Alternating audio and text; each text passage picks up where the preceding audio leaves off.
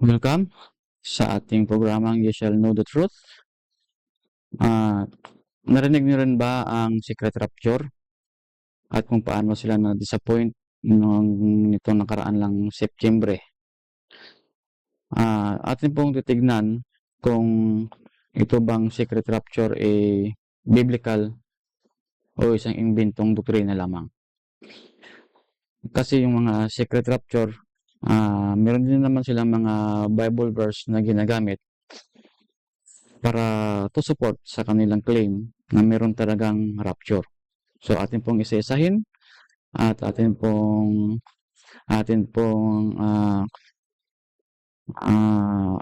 pag-aralan kung ito ba ay totoong doktrina o imbento lamang.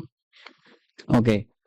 Luke 17 verse 34, ito po ang sinasabi, I tell you, in that night there shall be two men in one bed, the one shall be taken and the other shall be left.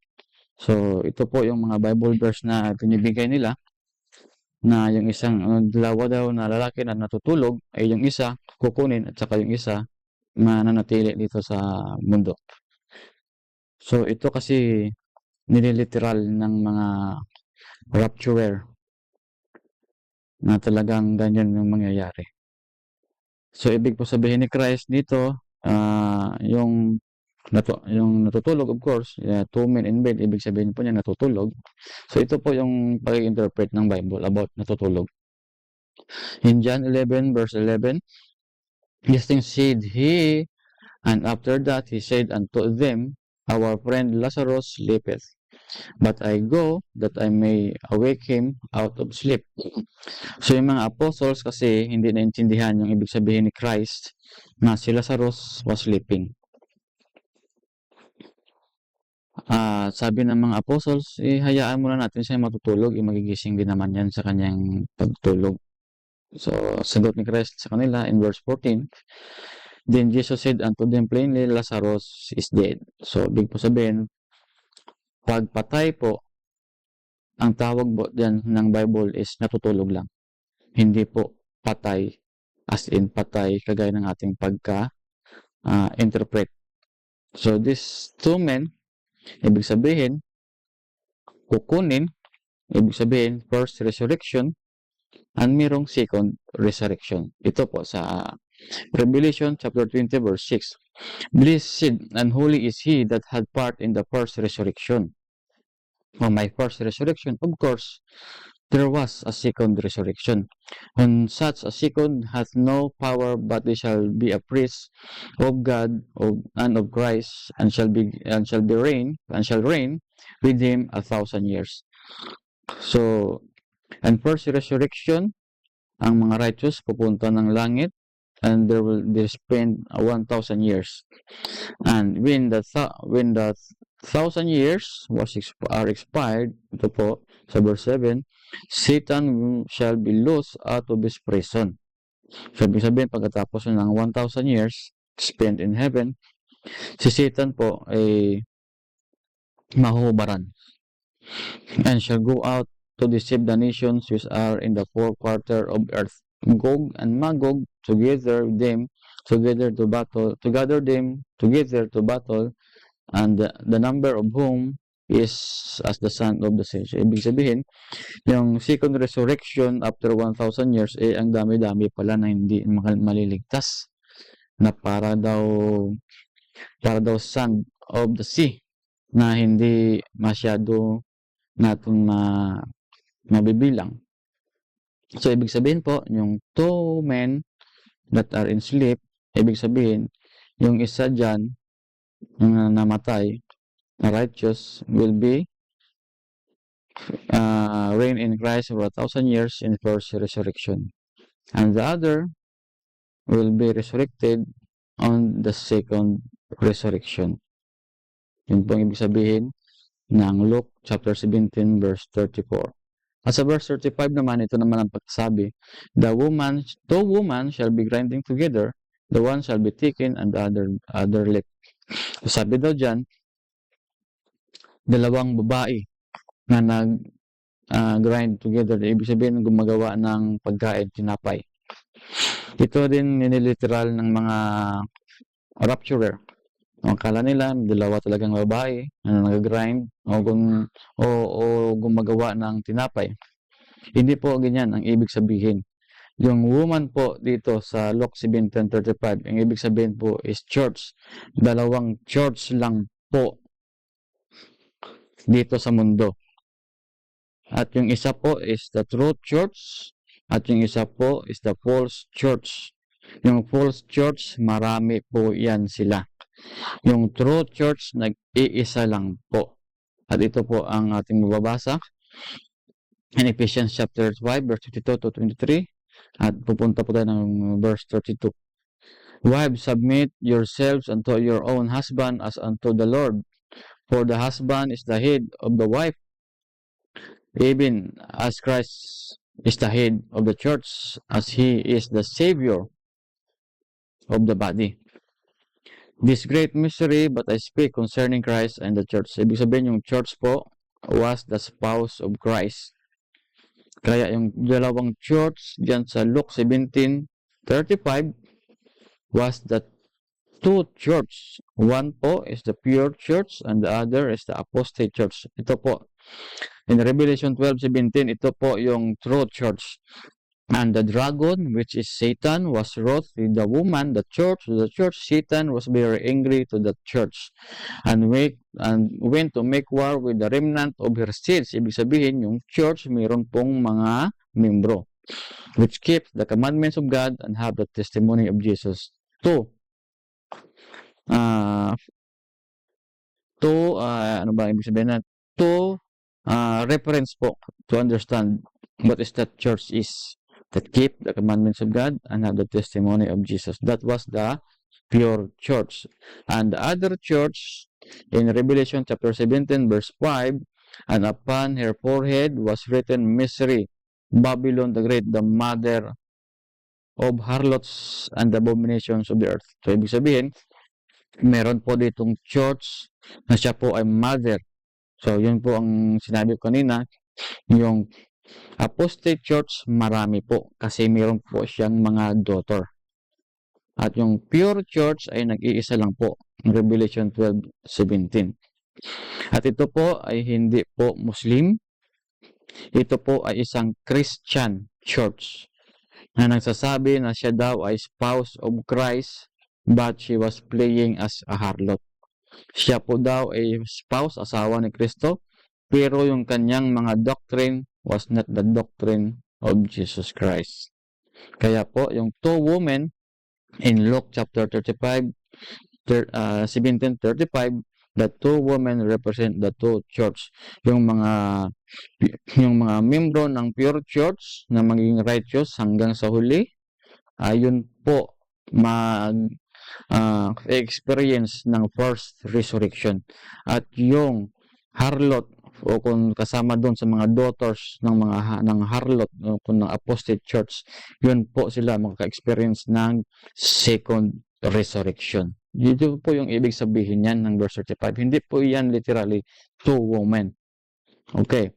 In verse 36 din po, sabi dito, two men shall be in the field, the one shall be taken and the other left. So, again, nililiteral din po nila na ito po ay talagang dalawang lalaki. So, based sa ating nakikita ngayon, marami pong mga lalaki na nagpe-preach on the streets. Sila po yun. At yung mga nagpe-preach dyan po sa mga streets, ng mga individuals na nagpe-preach ng gospel, meron po dyang pure. Meron po dyang righteous. Pero may iba rin dyan na nagpapasikat lang. Kaya yung mga righteous na nag-preach sa streets, yun po sila mag-i-experience ng first resurrection. At yung nagpapasikat lang po on the streets, on social media, ginagawa lang po nila ito para maka-earn ng money, yun po sila ay makaka-experience ng second resurrection. At ito po, basahin po natin si John chapter 28 verse 29. Marvel not that this, for the hour is coming, in which all that are in the graves, yun po, mga nanamatay, shall be heard his voice, and shall come forth, they that are done good, unto resurrection of life, the first resurrection, and they that have done evil, unto the resurrection of damnation, second resurrection. Kaya po yung mga secret rapture, wala pong rapture talaga na doktrina. Ito po ay imbento lamang. At meron po silang mga Bible verse na ginagamit to support that lies teaching of rapture. Naalala nyo po yung kanina, yung apostate church? Yung sa Revelation 17 verse 5, the harlot, siya po ang nag-invento nun ng secret rapture. At yung mga daughters niya, inadapt yung secret rapture na doctrine. Kaya po wala pong secret rapture. That is the sign of being apostate church, yung secret rapture. Okay. Kaya yung two men, nasa literally two men shall in that field. But they are the preacher who preach the true gospel and the preacher who preach the false gospel. Yun po ang ibig sabihin niyan. Wala pong secret rapture. At ito po yung mga ilang Bible verse na ginagamit din nila to support their claim na secret rapture is true. Totoo daw yung secret rapture dahil dito. Okay, babasahin natin yung 1 Thessalonians chapter 4, verse 16 to 18. For the Lord himself shall descend from heaven with a shout, with the voice of archangel, and with the trump of God, and the dead in Christ shall rise first. Yun, yung first resurrection. Hindi po ito secret rapture. Died nga namatay na nga sila will rise first. Then we which are alive and remain shall be caught up together with them in the clouds. So yung mga righteous na buhay in the second coming will be caught up in heaven to meet with the Lord in the air, and so shall ever be with the Lord. Wherefore comfort one another with these words. So nakita nyo ba dyan yung tinatawag natin nga cave, yung susi, to determine na hindi po ito secret rapture. Ito po isang susi to determine that was the second coming. Kasi sa book of Revelation, meron po kayong mababasa na 7 trumpets. Itong trumpets na ito, na sinasabi ni St. Paul, dito sa 1 Thessalonians chapter 4, verse 16, was the 7 trumpets which represent the second coming of Jesus. In Revelation chapter 11, verse 15, ito po ang pagkasabi, and the 7 angels sounded, and there were great voices in heaven saying, the kingdom of this world are the kingdoms of our Lord and of his Christ, and he shall reign forever and ever. That is a second coming. So wala po diyang secret rapture. Wala ka pong bang mababasang secret rapture dyan. Kaya ito, 1 Thessalonians chapter 4, verse 16 to 18, that is not a secret rapture. This is the second coming of Jesus. Sa kanila po kasi yung secret rapture, meron mo muna ang rapture na mangyayari before second coming. Yung kanilang binabasa to support the secret rapture daw ay totoo, ito yung binabasa nila. Hindi naman to secret rapture. Ito po ay second coming. Okay. Ito rin yung kanilang binabasa to support their claim about the secret rapture. 1 Corinthians 15 verse 52, in a moment, in the twinkling of an eye, at the last trump, nakita nyo yun, yung 7 trumpets in Revelation, yung ika-7 trumpets, that was the second coming. Ito po, na-mention ni Paul, the last trump. Ibig sabihin yung pinaka-last, yung ika-7 trumpets na mag-sound, for the trumpet shall sound, and the dead shall rise incorruptible, and we shall be changed. So yung namatay, magiging rise na hindi na po masisira ang kanilang katawan, at yung mga buhay ay papalitan ng glorious body like Christ's glorious body. At hindi rin po to secret rapture. Ito po ay second coming because of The key na mababasa natin is in the last trumpet sound. Meron bang secret rapture na ganyan? Na may secret ba yan na mayroong trumpet na mamag-sound? Secret ba yan? Halos lahat halos buong mundo ay makakaririnig ng trumpets in the second coming of Christ. So, ito, the false claim of the secret rapturer na doctrine. Mali po yan. Ito po yung kanilang sinusupport din. Daniel chapter 2 verse 27. Sinusupport na that is 7 tribulation daw. 7 years of tribulation. Daniel 9 verse 27, at he shall confirm the covenant with many for 1 week. Yung 1 week po dyan is 7 days. At sa biblical term, ang 1 day is represent 1 year. Mabasa niya sa Ezekiel, I think. No? And in the midst of the week, ibig sabihin, 3.5 years, he shall cause the sacrifice and the obligation to cease. Ito po ay hindi po ito 7 o 7 years of tribulation. Hindi po antichrist ang ibig sabihin po ng Daniel 9 verse 27. Ito po ang pinakamalaking mali na kanilang kiniklaim. Kasi yung Daniel chapter 9 verse 27, this is the real Christ. Si Christ po ay mag-preach ng 3.5 years and then crucified, and then the other remaining 3.5 years, the apostles will preach the gospel to the Jews, but they reject the gospel, so they turn to the Gentiles. Kaya yung gospel nakapunta na po sa atin. Ito po ay prophecy po ito about Christ, not the prophecy of Antichrist. Kaya nga yung secret rapture is a demonic teaching.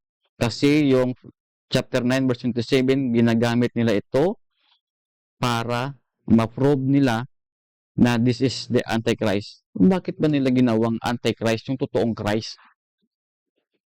Dito nyo po malalaman na yung teaching talaga ng secret rapture is a demonic teaching.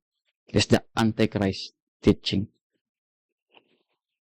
Tingnan nyo, ginawa nilang false Christ, yung totoong Christ. Kaya wala pong secret rapture na doctrine. Revelation chapter 16 verse 1, ito po yung 7 tribulation na sinasabi nila. And I heard the great voice of the temple saying to 7 angels, go to your ways and pour out the vials out of the wrath of God. Ito pong vials nito, yung wrath of God on the earth, upon the earth. Ito po yung 7 last plague. At sabi daw nila, ito po yung 7 years of tribulation. Nagkakamali naman din sila. Ito po ay hindi 7 years of tribulation. Kasi yung 7 last plague po ay kagaya din ng nangyari doon sa Egypt. Yung 10 plague sa Egypt. Habang yung 10 plague sa Egypt ay na-experience ng mga Egyptians, yun namang mga Israelites na nandoon sa Goshen ay hindi naka-experience ng 10 plagues. So, ibig sabihin po, yung 7 plagues, yung 10 plagues na nangyari sa Egypt, was a mirror of the 7 plagues na mangyayari sa future. Na yung mga righteous nandito din sa earth, while the unrighteous suffer the 7 last plague. But the righteous will not suffer the 7 last plague. At itong 7 last plague po, ay hindi po to 7 years. At yung mga 7, at yung naka-experience lang po ng 7 last plague, yung mayroong pong mark of the beast in Revelation chapter 14 verse 9 to 11, and this is the very very crucial sa ating ngayon, kasi itong third angel's message was the last message na dapat i-preach sa buong mundo. So babasahin po natin. And the third angel followed them, saying with a loud voice, if any man worship the beast and his image, and receive his mark in his forehead and on his hand, the same shall drink the wine of the drink the wine of the wrath of God, which is poured out without mixture into the cup of his indignation. And he shall tormented with fire and brimstone in the presence of the holy angels and in the presence of the Lamb. And the smoke of the tormented ascended upon ascended upon forever and ever, and they shall no rest day and night, nor night, who worship the beast and his image, and whosoever receive he received the mark of his name. So yung mga katikim lang po ng 7 last plague, iyon pong mayroong mark of the beast. While the other righteous na hindi po nakareceive ng mark of the beast shall not experience or suffer the 7 last plague. At ito pong 7 last plague po ito ay hindi po ito at hindi po yan 7 years. I'm sorry na in this verse. Ito po ay Revelation chapter 8 po, 18 po ito. Hindi po Revelation 14. Hindi ko lang po na-edit. Ito po ay Revelation chapter 18 verse 8. Ito po yung pagkasabi. Therefore, her plague shall come in 1 day. Sinabi nyo kanina, yung 1 day is 1 year. So, 1 year lang po yung 7 last plague. Hindi po 7 years. Yan po nagkamali naman yung mga secret rapture. Death and mourning and famine, and he shall be utterly born with fire, for strong is the Lord who judges, the Lord God who judges her. Yung her po dito, yun po kanina yung ating nabasa. Revelation 17 verse 5, yung apostate church, sila po ang makaka-experience ng 7 last plague. At saka yung kanyang mga daughters, sila po ang magsasuffer ng 7 last plagues. So, ibig sabihin, yung magsasuffer po ng 7 last plagues, hindi po, sila po yung mga naniniwala sa secret rapture. Kasi yung babaeng dyan, siya po ang mother at nag-teach ng secret rapture at yung kanyang mga daughters in-adapt yung kanyang secret rapture doctrine. So, ibig sabihin, yung magsasuffer ng 7 last plague at makaka-receive ng mark of the beast, yun po ang naniniwala sa secret rapture. Masakit man isipin, masakit man tanggapin, masakit man pakinggan, pero yun po ang totoo mga kaibigan. Okay. Yung 7 last plague was not the 7 last hindi po yan 7 years of tribulation. That is only what happened in 1 year. In Ezekiel chapter 8 verse 15 to 16, dito po natin malalaman kung sino po yung naniniwala sa secret rapture at sino po ang makaka-receive ng mark of the beast. So, basahin po natin. Ezekiel 8 verse 15 to 16. Then said he unto me, Hast thou seen this, O son of man? Turn thee yet again, and thou shalt see greater abomination than this. So, yung woman na nabinasa natin sa Revelation 17, na verse 5, meron pong nakalagay na he was a mother of harlot. All abominations. Ito po, na-mention sa Ezekiel 8, verse 15, na abomination. Ano ba klaseng abomination? Ano bang abomination yun? Okay, sa verse 16. He brought me into the inner court of the Lord's house, and behold, at the door of the temple of the Lord, between the porch and the altar, were the 25 men with their backs toward the temple of the Lord, and their faces toward the east, and they worship the sun toward the east. So, ibig sabihin, yung abomination na mababasa doon sa Revelation 17 verse 5 sa apostate church at sa mga daughters, they are worshiping the sun. May sabihin naman natin, hindi naman kami nag-worship sa sun eh. So, paano ba natin malalaman that we are worshiping the sun? Okay, let the apostate church speak. Ito po yung kanilang sinasabi ng apostate church. Pope John Paul II, Dies Domini, December 27, 1998. Ito po ang pagkasabi.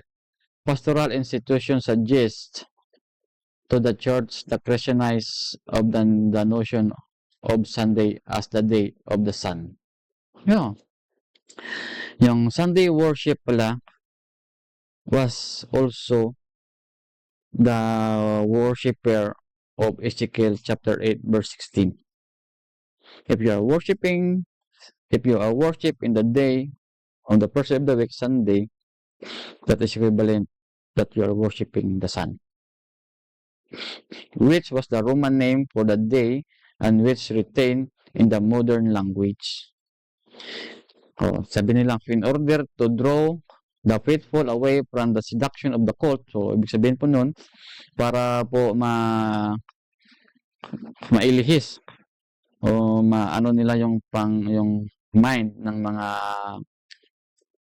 yung mga membro ng church nila, yung worshiping of the sun in Sunday, ginawa po nilang the day of Christ, the true sun. How lie is that? Napakalaking kasinungalingan. That's why yung secret rapture hindi po totoo, kasinungalingan, at yung makaka-receive ng mark of the beast ay yun pong mga secret rapturer believers. At yung mga secret rapturer believers, they are observing the day, the worship day, first day of the week, Sunday, based on their claim. Kaya mga kaibigan, mga kapatid, mga kilala ko po, mga malapit pong pamilya sa akin, pakinggan nyo sana ito. Wala pong secret rapture. That is the doctrine of the devil para hintay kayo ng secret rapture, hindi nyo namalayan. You are already receiving the mark of the beast. Sana po ay makatulong po ito at sana po ay makapagbibigay po ito ng kaliwanagan sa inyong isipan na wala talagang secret rapture doctrine. Again, this is Erwin Silva, and ye shall know the truth.